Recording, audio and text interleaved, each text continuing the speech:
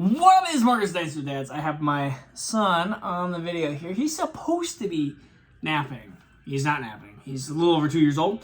And so, yeah, we are starting the potty training experience. Let us know if we have any parents out there that have tried that.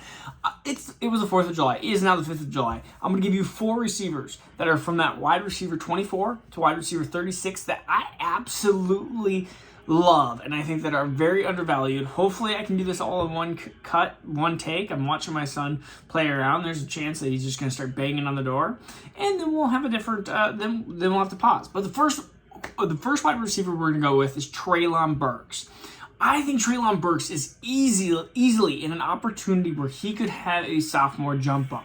Treylon Burks was, in my opinion, as talented in the category of talent of Drake London and in the category of talent of Garrett Wilson. Now, Garrett Wilson was my wide receiver 1 when it came into the draft time.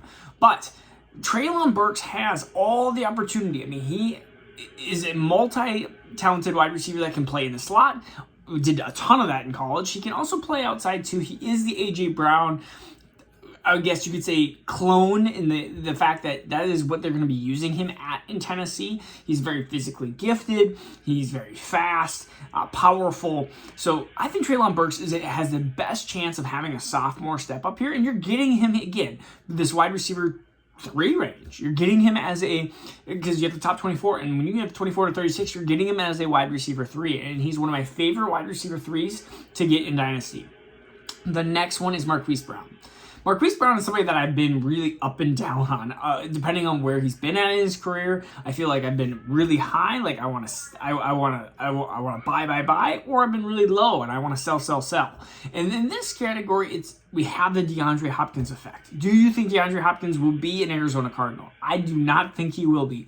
This is the same thing I talked about with Dalvin Cook. When you have a player that seems to be almost guaranteed to be out of that team, you have to start bumping up some of these other wide receivers.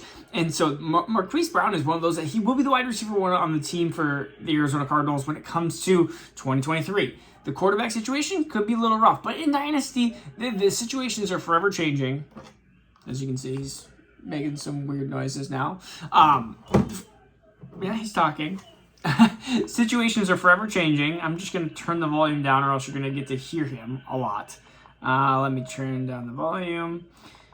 And so even if you're costing yourself a half a year when it comes to Marquise Brown's production, and I still think that would be, you're talking about a slight reduction in production. He's going to be hyper-targeted, and he's going to have Kyler Murray at some point back in his career. Of course, it's probably going to be after the first half of this year. Even if it's gone the entire year, I still think that Marquise Brown is a buy here as a wide receiver 3.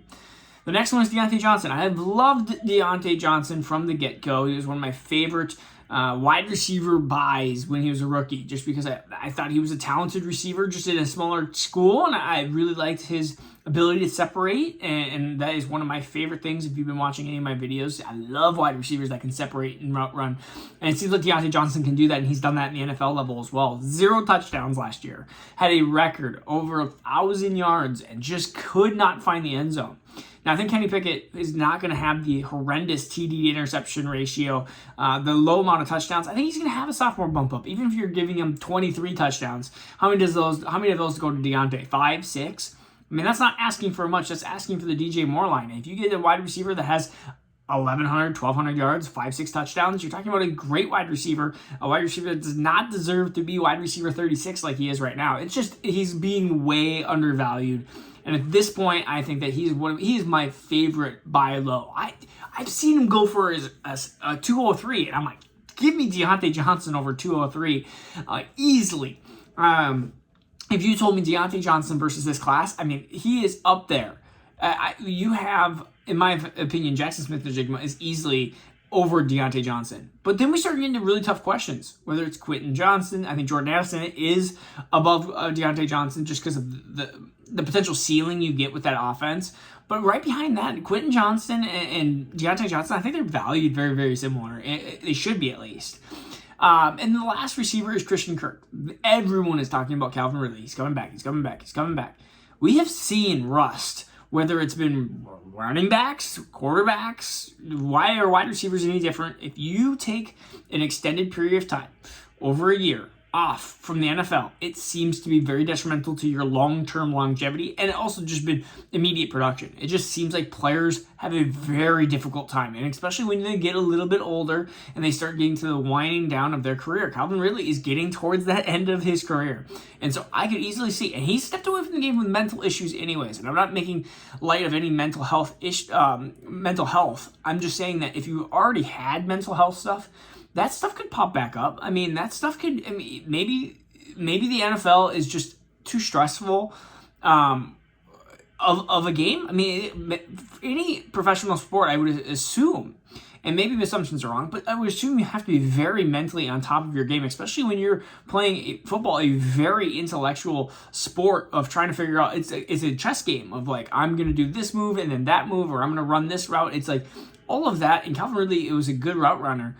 I just think that this is a huge risk, putting all your chips on Calvin Ridley. Christian Kirk is potentially the biggest sleeper, because I still think even if that Calvin Ridley comes back blazing on fire, you're going to have 1,100 yards and 7 touchdowns from Christian Kirk.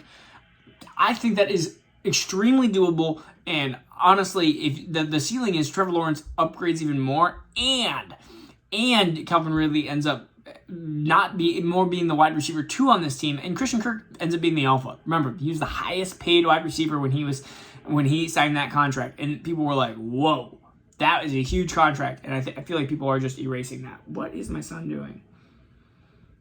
Oh, he's banging on the door. All right, well, that was fun. Happy July 5th. Peace out. Take care. We'll see you guys again soon.